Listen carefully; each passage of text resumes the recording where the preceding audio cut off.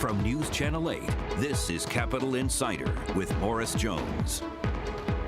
Good evening, everyone, and thanks for joining us. This is where the federal government and the business world meet on Capitol Insider.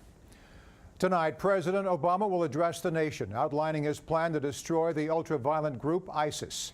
Now, a majority of Americans support an extended military campaign in Iraq to stop the organization's barbaric tactics. Karen Travers has the latest. The American people want action, and tonight President Obama will lay out the next stages in the U.S. campaign against ISIS. But will it be enough to convince a skeptical public that doesn't think he's being aggressive enough? Americans don't want a lecture, they want a plan. The plan the president will detail tonight includes expanding U.S. airstrikes in Iraq and supporting the Iraqis as they take the fight to ISIS there. Today, Secretary of State John Kerry was in Baghdad to meet with leaders of the new Iraqi government. He said the Iraqis can't rely on the U.S. military to beat ISIS. It will not just be reserved to bombs. It will be comprehensive with Iraqi forces on the ground in Iraq. The president will also say the U.S. is ramping up its support for the moderate Syrian rebels, including more training by U.S. Special Forces, something the CIA has already been doing covertly. President Obama has told congressional leaders he needs Congress to vote quickly to give him the authority to do that, and he'll also need funding down the road. But Congress is divided on whether to vote for any further military action, with the midterm elections looming in November. It's critical we support our commander-in-chief as he takes this decisive action. Let's be cautious, let's be deliberate. A large majority of Americans support U.S. airstrikes against ISIS in Syria. The president's not expected to announce any decision on taking out targets there. But the president will emphasize the U.S. is ready to strike wherever necessary to defeat ISIS. Karen Travers, ABC News, Washington. Let's pick things up there for tonight's Dateline Defense. Joining me, Colonel Cedric Layton, a retired military intelligence officer and president of Cedric Layton Associates. So, Cedric, President Obama is talking to the American public, and he's met with congressional leaders to lay out his plan to defeat ISIS. Most Americans believe the Islamic State is a danger to the U.S. Will it take any more convincing?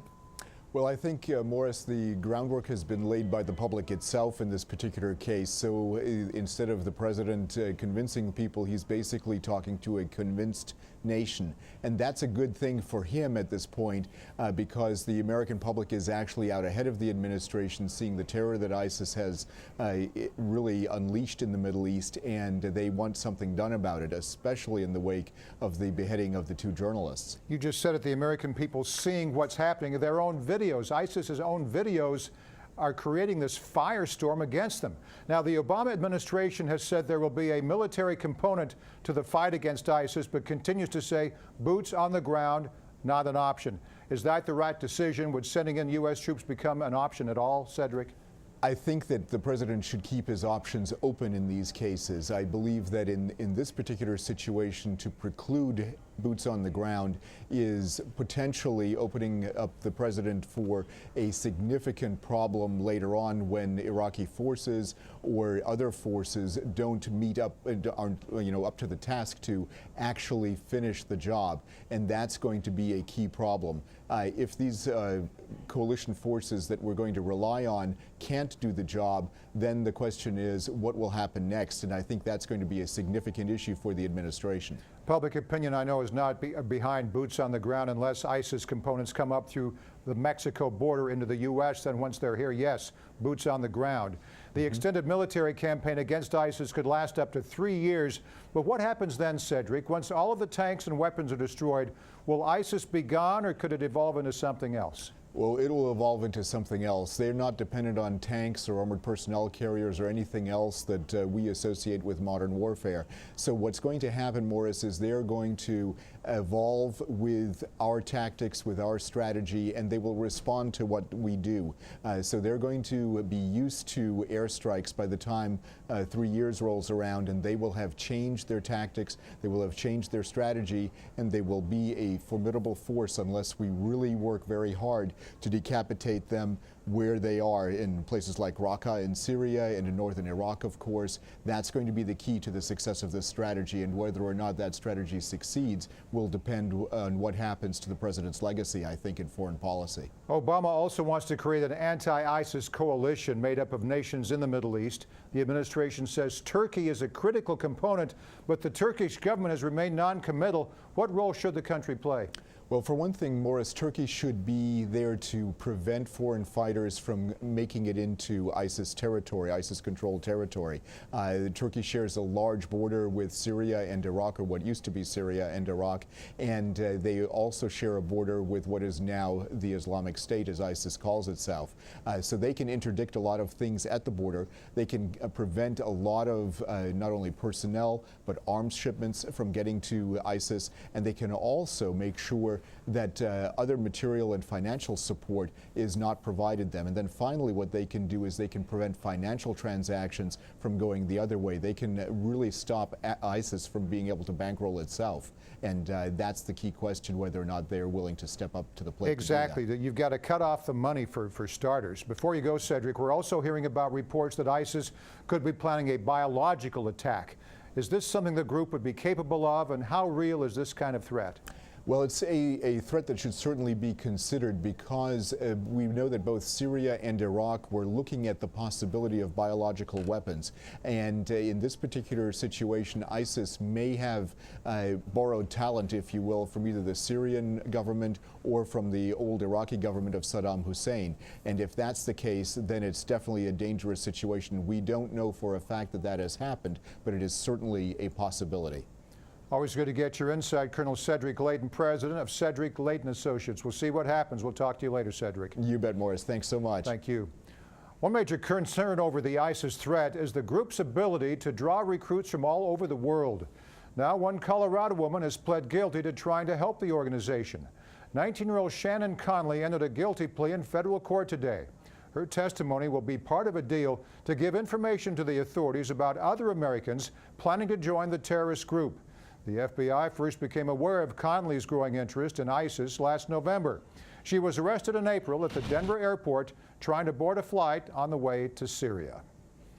Shannon Conley isn't the only woman to join ISIS. Security analysts say hundreds of women have left their homes in hopes of marrying ISIS militants and fighting alongside them. Atika Schubert has this special report. Guns and the Quran one day, swapping recipes and shopping tips the next. This is the online world of the women of ISIS. From Aqsa Mahmoud, once a shy Glasgow schoolgirl, now married to an ISIS fighter in Syria. A blog believed to be written by her reads as a how-to manual for any female ISIS recruit. Top tips: get your shots, pack sturdy boots, a warm coat, and plenty of full-body veils. To a British woman who calls herself Khattab, posing with an AK-47, calling for the British Prime Minister's head on a spike. According to the Terrorism Research and Analysis Consortium, as many as 15% of ISIS foreign recruits are women, possibly up to 200 from at least 14 different countries. It's not the first time for women in a jihadist conflict, but it is the first time they have been recruited in such large numbers. But a mujahida, as they call themselves, is not expected to fight. She supports her husband at home, cooking, cleaning, and raising children. But the appeal of ISIS is the same for husband and wife, say those who track ISIS fighters online. They have the same goals and the same ambitions once they get there. Now, granted, their roles may be much more limited to the 1950s housewife type of thing. But in February, ISIS formed Al-Qansa, an all-women battalion with about 60 members, all of them believed to be under the age of 25. They now have their own media channel with propaganda videos like this. The battalion has two roles: manning checkpoints and inspecting all women that pass, but also enforcing ISIS' strict morality code for women in the self-declared caliphate. There are reports they flog women who are not fully veiled in the niqab.